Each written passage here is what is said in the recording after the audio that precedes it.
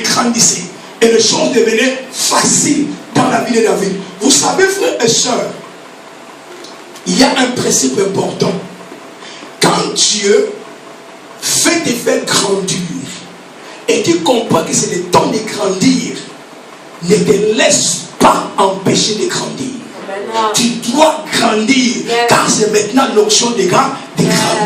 C'est extraordinaire. Nous devons comprendre le temps de Dieu, comment Dieu nous visite. Et quand Dieu nous visite, les Anglais disent you must maximize your time. Cela veut dire que prends le meilleur du moment. Dis Amen. Reçois le meilleur du moment. Ne te laisse pas que ce moment passe comme ça. Dis Amen. Reçois le meilleur de ce moment-là, parce que ce moment-là va transformer toute ta vie. Amen. Amen. C'est extraordinaire, n'est-ce pas? Si par exemple, papa, le roi de la Belgique, comment il s'appelle? Philippe, il t'appelle, il te dit que j'aimerais te voir. Vous savez que c'est ça qu'on appelle les time, Kairos time.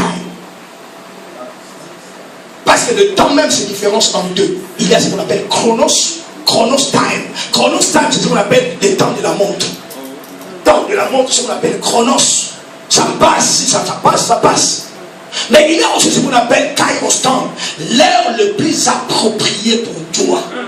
L'heure le plus approprié. C'est approprié pour toi. Et les Kairos ne viennent pas des hommes. Les Kairos viennent de Dieu. Amen. Donc un temps que Dieu a préparé seulement pour toi. Il a préparé pour toi. Il n'a pas préparé pour Marie-Jeanne. Il n'a pas préparé pour ce Jean-Claude. Mais il a préparé pour toi. Il y a des Kairos time dans la vie des gens. Dis Amen. Les temps opportuns que Dieu a préparé pour faire quelque chose dans votre vie. Et d'autres, ils peuvent être là, mais ils ne verront pas ce temps-là. Mais toi, quand tu es dans les Kairos time, tu découvres que c'est ça mon temps. C'est le temps que Dieu a préparé pour toi.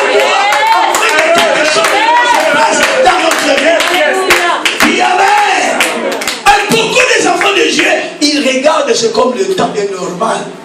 Non, Dieu prépare le temps. Dis Amen. Maintenant, si le roi appelle notre frère, dit j'aimerais te voir, ça c'est le cas constant pour lui, n'est-ce pas? Amen. Le roi qui me dit de me voir, je dois préparer certaines choses. Amen. Donc quand je m'en vais, je dois choisir vraiment ce que je dirai. N'est-ce pas? Non.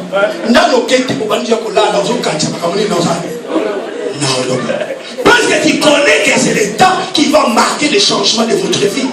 Parce que vous rencontrez le roi. C'est le roi que tu rencontres. Donc ce roi-là a la capacité de changer votre vie. Amen. A la capacité, même que tu étais pauvre, tu es venu dans une famille, quelle barque de famille, tu ne vas pas t'inquiéter à cela. Tu diras que ça c'est mon temps. C'est mon temps de changer maintenant l'histoire de ma propre vie, de ma propre famille. Dis Amen. C'est extraordinaire.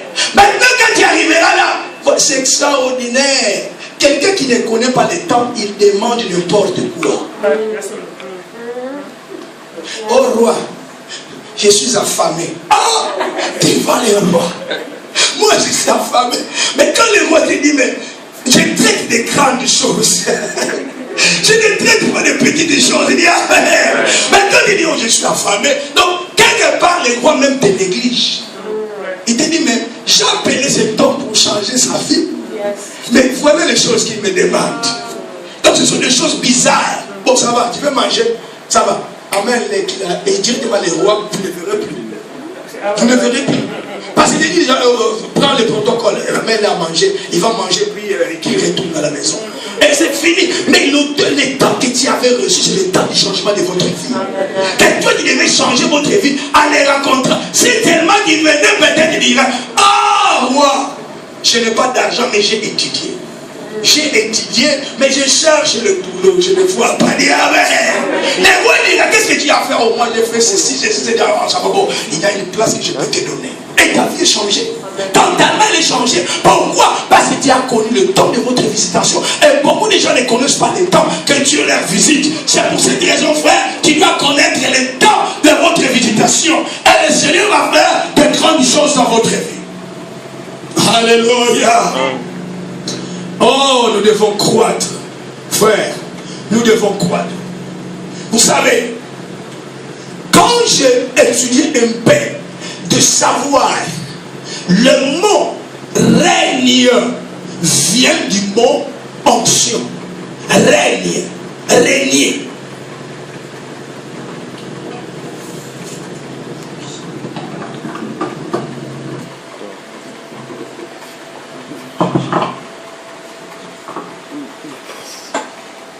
Donc, le mot règne vient du mot onction. Quand nous parlons en ancien, dans l'Israël, celui qui devait régner, il devait être oint. On l'appelait loi de l'Éternel. Donc, celui qui était roi en Israël, il devait passer par l'onction. Il devait être oint pour devenir roi. Donc, il est important, frères et sœurs, mais l'onction que nous avons reçue, c'était l'onction qui nous amène à un autre niveau, afin que nous devenons, nous régnons contre les choses de la vie. Dis Amen. Toutes les choses de la vie qui peuvent venir contre votre vie à cause de l'onction de Dieu qui va régner contre ces choses. Amen. Toi tu règnes sur la maladie. Toi tu règnes sur la pauvreté. Toi tu règnes sur tout le manquement, l'oppression, la dépression. Tu règnes sur toutes ces choses parce que l'onction de Dieu est sur ta vie. Alléluia. Oh, gloire au Seigneur. Nous devons croître, frère, dans l'onction. Nous devons commencer à croître dans l'onction. Écoutez-moi, frère, j'ai vu avec le temps, les gens qui sont fidèles à Dieu, et ces gens qui aiment Dieu, et qui gardent le dépôt de l'Esprit de Dieu, même que quand ils deviennent vieux, ils sont plus loin qu'avant. Ils sont plus loin qu'avant. Pourquoi? Parce que l'onction de Dieu croît dans la vie d'une personne. Elle commence à croître dans la vie d'une personne. Écoutez-moi, même quand je parle, par exemple, voyons les apôtres eux-mêmes. Nous voyons les apôtres eux-mêmes. La Bible nous dit clairement, je crois que hier, j'avais parlé qu'ils étaient loin quand Jésus a soufflé sur eux. Dis Amen. Il les a dit, recevez le Saint-Esprit. Je crois que c'est le verset d'écriture dans Jean chapitre 20. Jean chapitre 20, c'est là où Jésus a parlé, il a soufflé sur eux et il a dit, recevez le Saint-Esprit. Et quand il a soufflé sur eux, la Bible nous dit clairement, ils avaient reçu le Saint-Esprit. Je crois dans le verset 21 et verset 22 du chapitre 20 de Jean. Jésus leur dit de nouveau, la paix soit avec vous, comme le Père m'a envoyé, moi aussi je vous envoie. Après ces paroles, il souffla sur eux et il leur dit, recevez le Saint-Esprit. Amen. Donc il a soufflé sur eux et il dit, recevez le Saint-Esprit. Et dans Actes chapitre 2, là encore il dit, attendez jusqu'à ce que le Saint-Esprit vienne. Et le Saint-Esprit était venu, ils étaient pour la deuxième fois. Ils ont reçu l'onction pour la deuxième fois. Mais elle n'est pas finie de cette manière-là. La Bible nous dit, dans Actes chapitre 4, encore une fois le Saint-Esprit est venu sur eux. Dis Amen. Je crois que nous allons voir aussi Actes chapitre 4. Actes chapitre 4.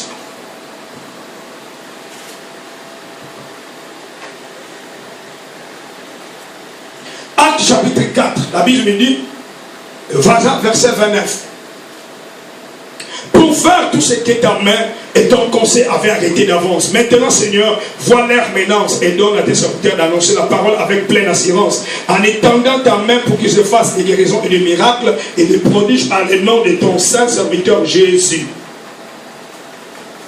La Bible nous dit 31, quand ils priaient, le lieu où ils étaient assemblés trembla et fit rempli du Saint-Esprit et il annonçait la parole de Dieu avec assurance. Amen.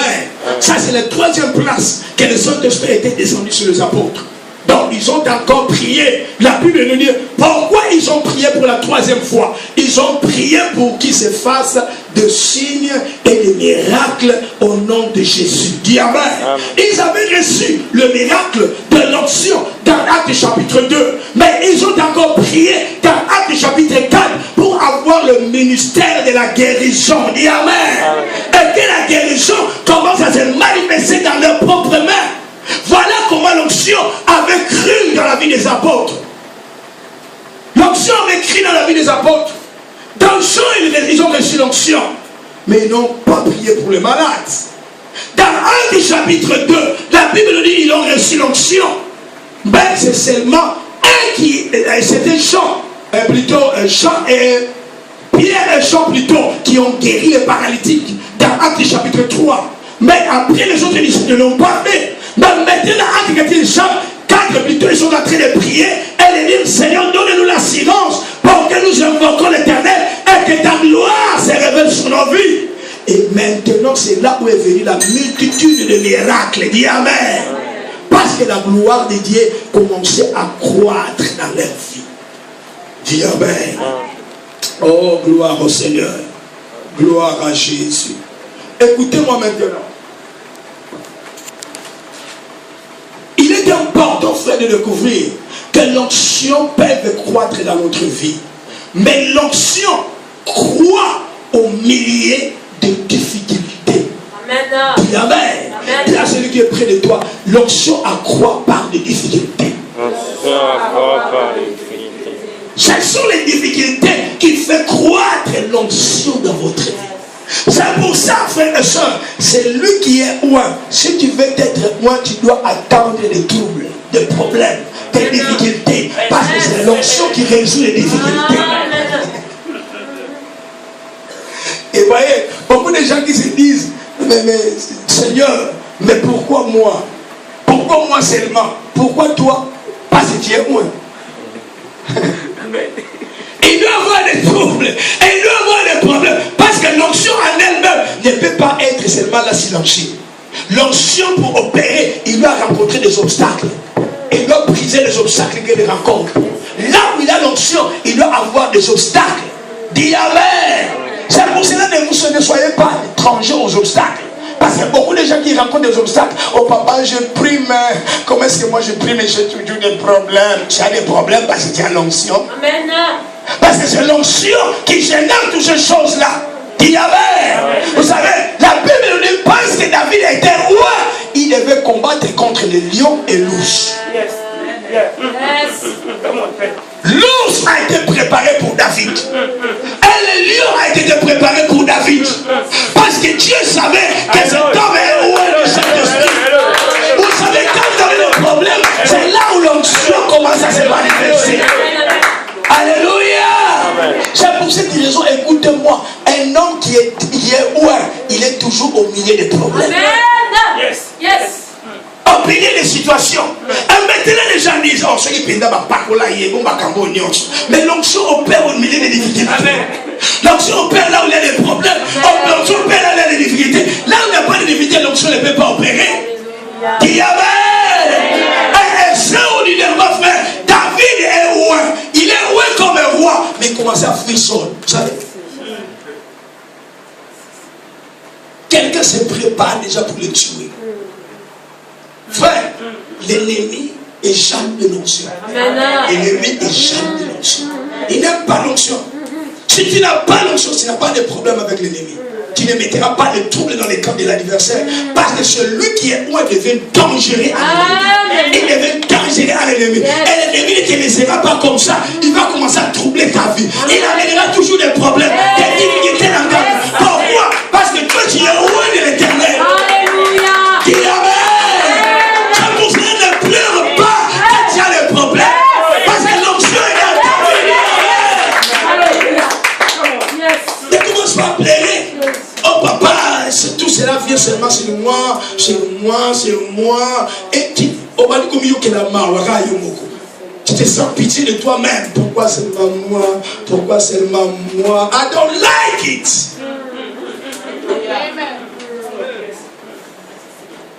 Tu es un homme comme tous les hommes. Dis Amen. Donc quand les troubles viennent, ne te lamente pas, ne pleure pas, reste devant le Seigneur et contemple la victoire de l'Éternel. Dis Amen. L'Éternel dit, je combattrai pour toi et toi tu gardes le silence. Dis Amen. Ne te tourmente pas, mais l'Éternel va combattre pour toi. Dis Amen. Qui est le plus grand? Est-ce que c'est les hommes ou Dieu? Parce que c'est Dieu qui est plus grand. Alors ton Dieu combattra pour toi. Garde le silence. Alléluia. Ne sois pas là en train de pleurer, de gémir.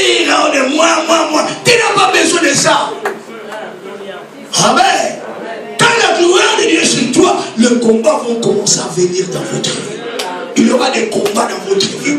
Parce que tu es un par Dieu. Si tu n'es pas un par Dieu, ces combats ne viendront jamais.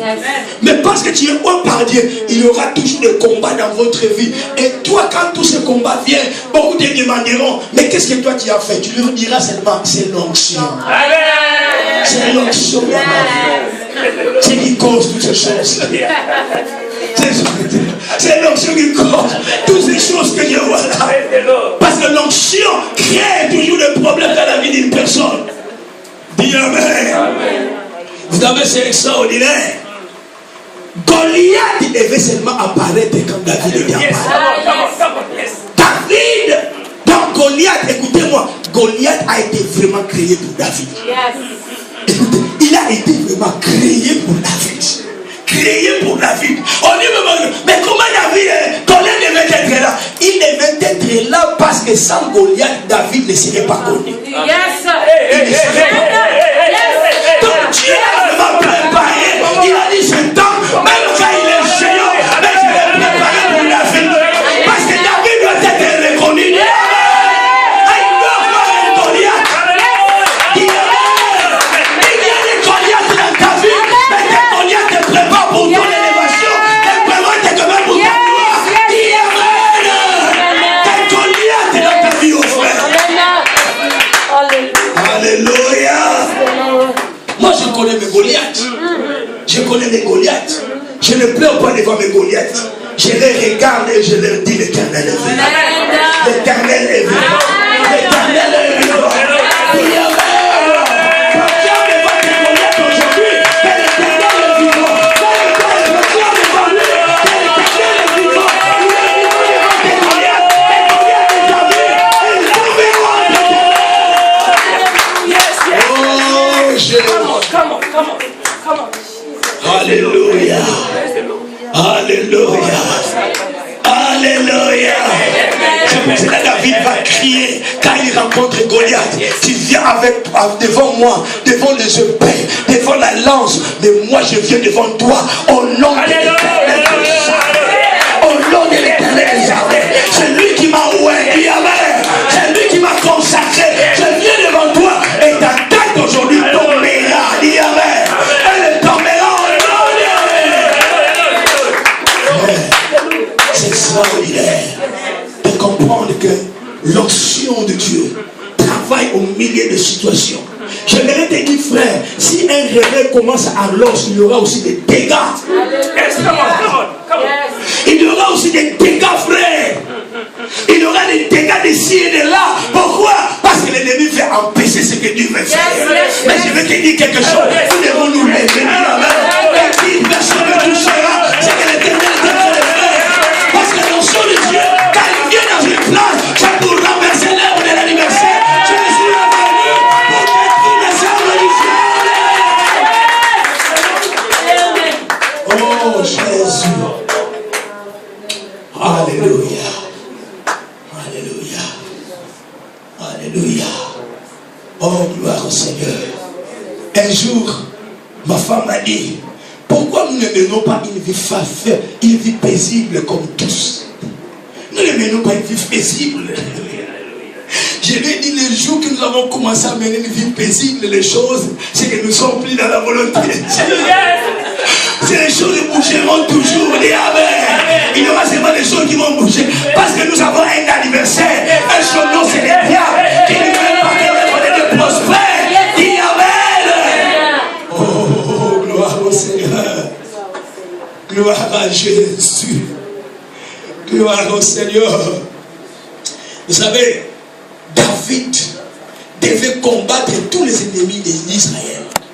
Pour hériter le royaume, il devait combattre les ennemis. Et David, d'ailleurs, voulait toujours de la raison, voulait toujours la vie de David. Il les cherchait partout pour les tuer. Il les cherchait partout. Il voulait seulement tuer David à cause de l'onction. Parce que pourquoi il voulait? C'est l'onction qui faisait peur à Saul. Dis Amen. C'est la présence de Dieu qui fait peur dans ta vie, frère. Quand la présence de Dieu est en toi, d'autres ont peur. Ils ont peur de ta vie. Je vais te dire pourquoi des fois on te critique. Qu'est-ce que tu leur fais? Tu ne fais rien. Mais pourquoi? Parce passent leur temps à te critiquer seulement. Pourquoi ils passent leur temps? Parce qu'ils connaissent qu'il y a quelque chose. Qu'ils ne peuvent pas expliquer. Ils ne peuvent pas expliquer cette situation-là. Et maintenant, parce qu'ils n'ont pas une réponse à donner à ce qu'ils voient, ils commencent à critiquer. Et maintenant, beaucoup de gens, même à l'église, qui n'ont pas la révélation, ils pensent au passé, va critiquer. Non, frère, parce qu'ils ont compris que j'ai quelque chose. Nous devons découvrir ces choses. Ah, c'est ça qui nous aide à marcher avec Dieu. Dis Amen.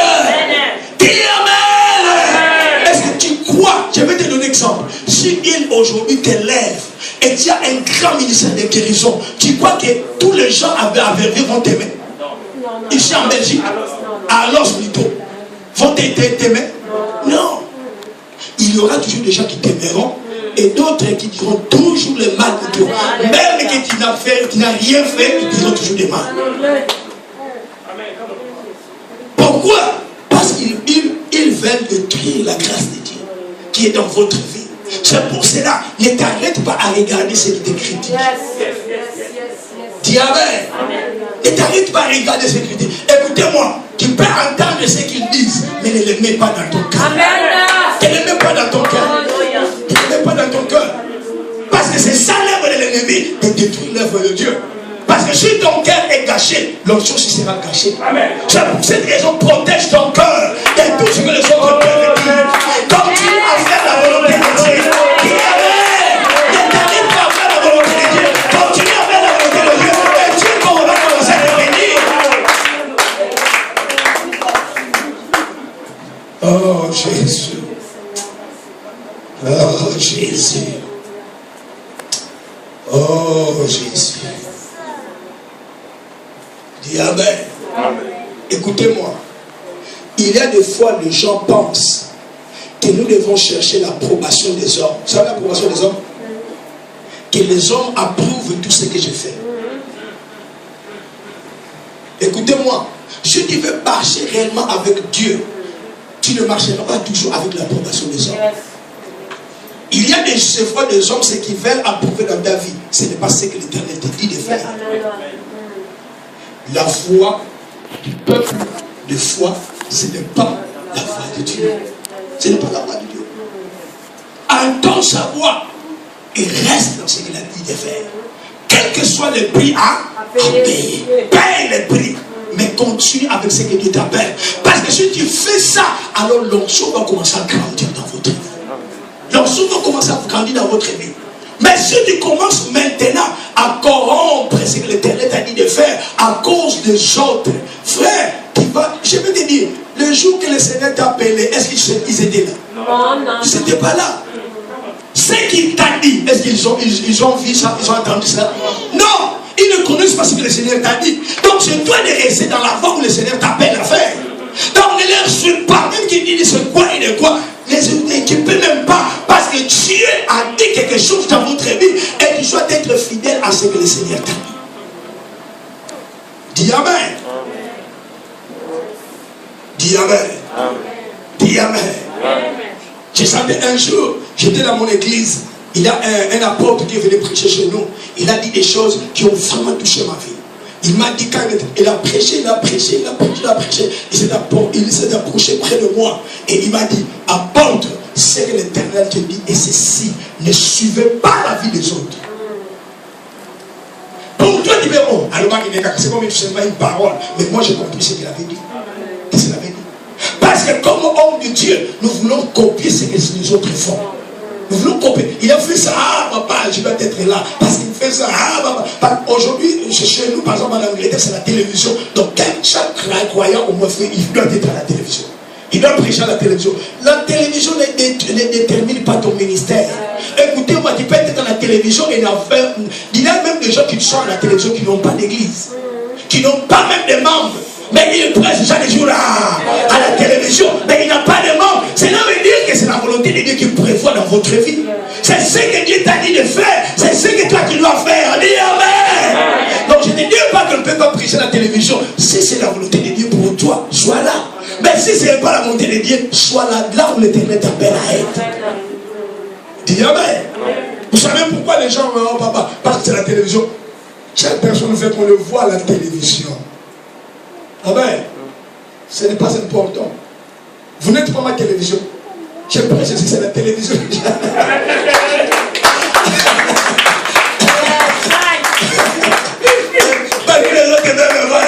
Vous êtes en train de me voir, je suis déjà là, en train de prêcher, je ne vais pas prêcher à la télévision. Donc c'est important, frères et sœurs, que nous comprenions ce que Dieu peut accomplir dans notre vie. Dis Amen. L'onction, frères et sœurs, c'est pour cette raison, je finis maintenant à dire, dans Ézéchiel 47, voilà ce que la Bible nous dit. Une rivière était sortie du trône de Dieu. La rivière est sortie du trône de Dieu. Ézéchiel 47. La Bible nous dit que cette rivière sortait d'une porte. Or que la Bible nous dit Jésus est la porte de Dieu. L'onction de Dieu se trouve, la porte de l'onction n'est pas une personne, mais la porte de l'onction, c'est Jésus lui-même qui est la porte. C'est sur cette porte-là que l'onction de Dieu vient. C'est sur cette porte-là que l'onction de Dieu vient dans la vie d'une personne. Alléluia. C'est pour cette raison que la Bible dit, si vous élevez le Fils de l'homme, vous reconnaîtrez ce qu'il est.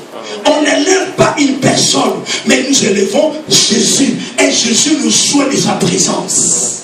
Et nous soigne de sa présence. Et la Bible nous dit, il y avait une porte. Cette rivière, cette torrent venait du temple. Et elle sortait de la porte. Et cette porte, c'est Jésus-Christ. Et la Bible nous dit clairement que ce torrent qui sortait de cette porte, elle passait par l'autel. Dis Amen. Je lis bien le passage, on dit, elle passait par l'autel. Frère, qu'est-ce que l'autel? Ce sont les facteurs qui font croître l'onction. Écoutez-moi, l'autel, je crois qu'aujourd'hui ici, nous avons l'autel ici, n'est-ce pas? Ça c'est l'autel de l'Éternel.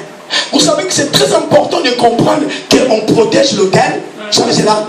On doit protéger l'autel. Comme membre de l'église, cet autel doit être protégé. Vous savez comment on protège l'autel? On protège l'autel par la piété.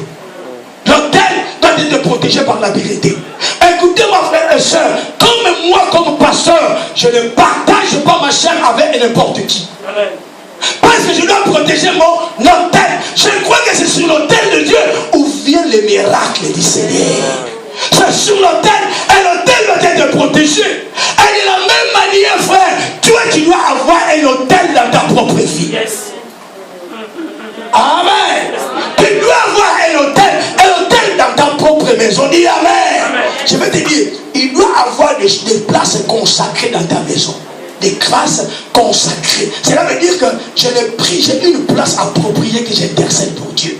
Ça peut être ta propre chambre, mais c'est la place où tu as consacré pour Dieu. Tu es toujours là en train de chercher Dieu. Dis Amen. Ça peut être ton salon, mais tu l'as consacré pour Dieu. Donc tu passes des temps dans ta chambre, dans ton salon, en train de prier Dieu. Cette place-là devient ton hôtel dans ta maison.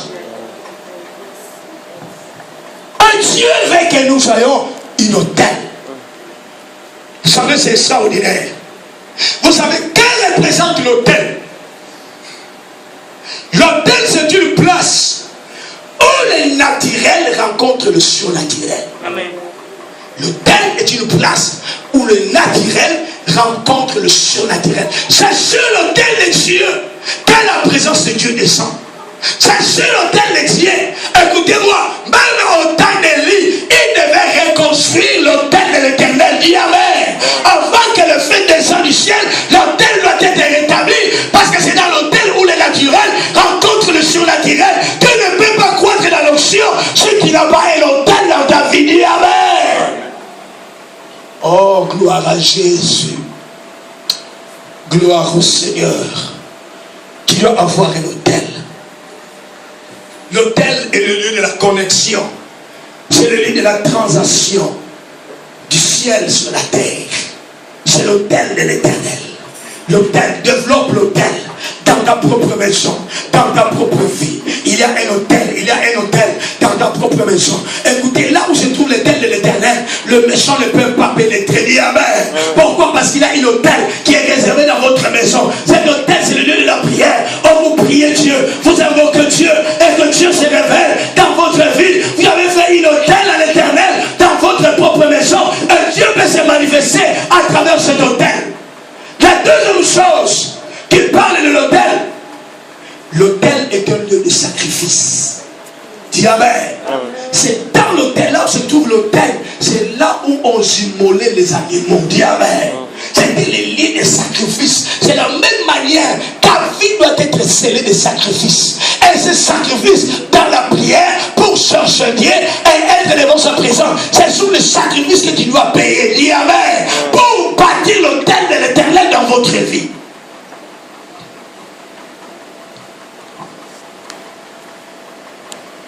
L'autel de l'Éternel. Écoutez-moi, cette maison doit avoir une autel. Et ça, c'est l'autel de Dieu. Et toi, tu es le sacrifice de l'autel de l'Éternel. Cela veut dire que tu dois venir chaque jour prier. Dis amen. Pour l'autel de l'Éternel. La Bible dit que le feu ne manque jamais sur l'autel de l'Éternel. Le feu, la feu doit toujours être sur le feu de l'autel de l'Éternel. Pourquoi le feu doit demeurer quand le peuple de Dieu paye un sacrifice? Dis amen. Amen. Je crois qu'aujourd'hui, dans d'autres pays anglaises, nous voyons des gens prier 24 heures sur 24 heures, maman. 24 heures sur 24 heures. Il y a des églises que je connais, ils prient 24 heures sur 24 heures. Donc cela veut dire que quand les gens entrent, ils prient, ils sortent, les autres viennent, ils le prient. 24 heures, un sursaut de 24 heures, les gens sont en train de prier. Frère, maintenant toi tu me diras, si les gens prient la sorte, est-ce que les miracles ne se verront pas? Mais non. La grâce de Dieu sera là. Parce que c'est la prière qui amène le surnaturel de Dieu. Quand les gens commencent à prier de cette forme-là, le surnaturel vient, le changement commence à venir. Et nous devons nous sacrifier pour amener le surnaturel de venir dans nos vies, frères et sœurs. Dis amen. Je connais les gens comme Béné-Il. Béné-Il paye ses intercesseurs, vous savez ça? Il paye ses intercesseurs parce qu'il a beaucoup d'argent. Il paye ses intercesseurs pour prier 24 heures, 24 heures.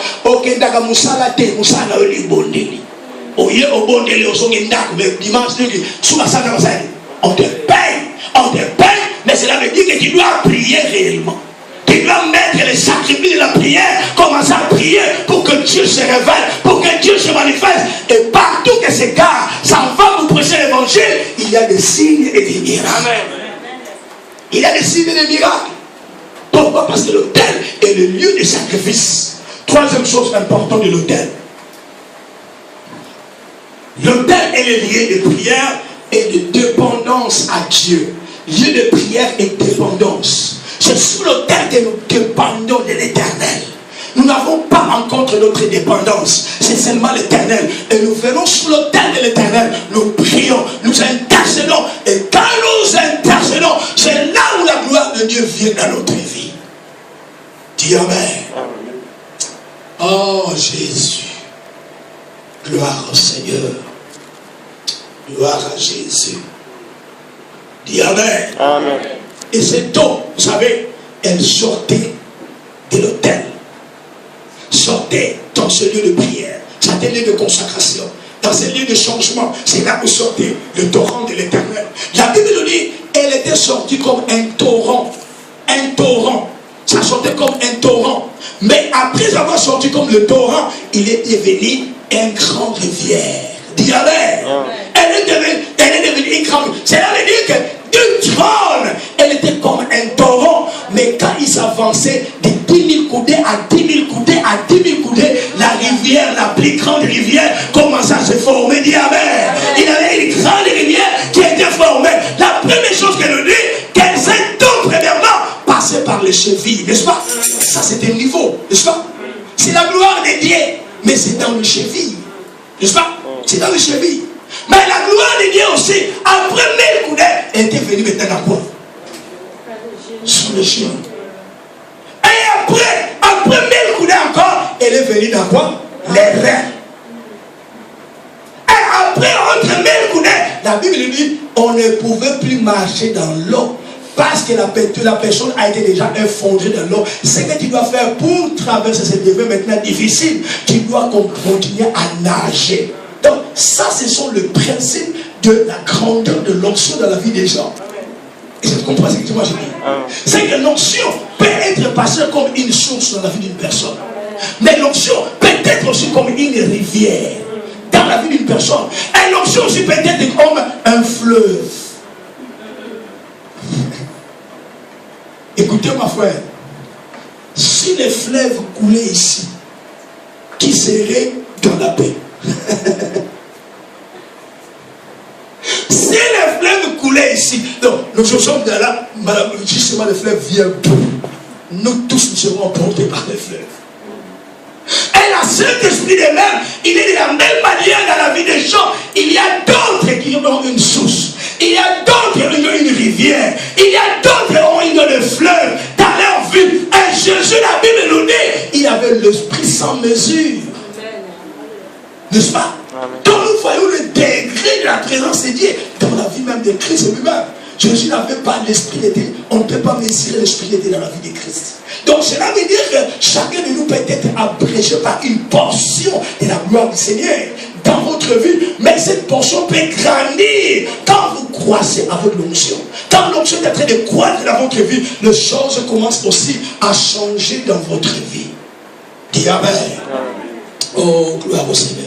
Qui est béni avec la parole de Dieu? Qui est béni avec la parole de Dieu? Vous savez, l'onction a des facettes extraordinaires qui peuvent opérer dans votre vie. Ça peut opérer différemment dans votre vie. Vous savez, j'ai vu les gens seulement prêcher la parole de Dieu. Il n'y a pas prié pour les gens, mais les gens sont guéris. Les gens sont guéris. Donc c'est une particularité de l'onction de l'Éternel qui peut venir dans la vie d'une personne. Partout, il y a d'autres même, qu'ils vivent dans un lieu parce qu'il est loin de l'esprit, les choses commencent à se passer. Il y a d'autres choses qui commencent à se passer. Parce que l'onction peut accomplir ce type de choses dans la vie de cette personne. C'est extraordinaire, frère. Quand l'onction est dans ta vie, si quelqu'un est malade, même que tu lui cherches seulement la main comme ça, tu le touches, il peut être guéri de la maladie. Seulement le toucher. Sans même le prier pour lui, seulement le toucher. Et c'est fini, quelque chose se passe dans sa vie. Et c'est extraordinaire de voir, même quand la personne est possédée, quand l'onction est en toi, quand seulement tu au tout y est, quelque chose, bam, tu vois la manifestation. Pourquoi? Parce que l'onction de Dieu peut faire des choses pareilles. Ça peut faire des choses pareilles pour transformer la vie d'une personne. C'est que frère, nous avons besoin de la gloire du Seigneur. Dis Amen. Nous avons besoin de cette gloire. Dis Amen. Qui a besoin de cette gloire de l'Éternel dans votre vie? Dis Amen. On va s'élever devant la présence de Dieu. Nous finissons déjà, l'heure est déjà passée. Nous finissons alors. Oh, nous finissons.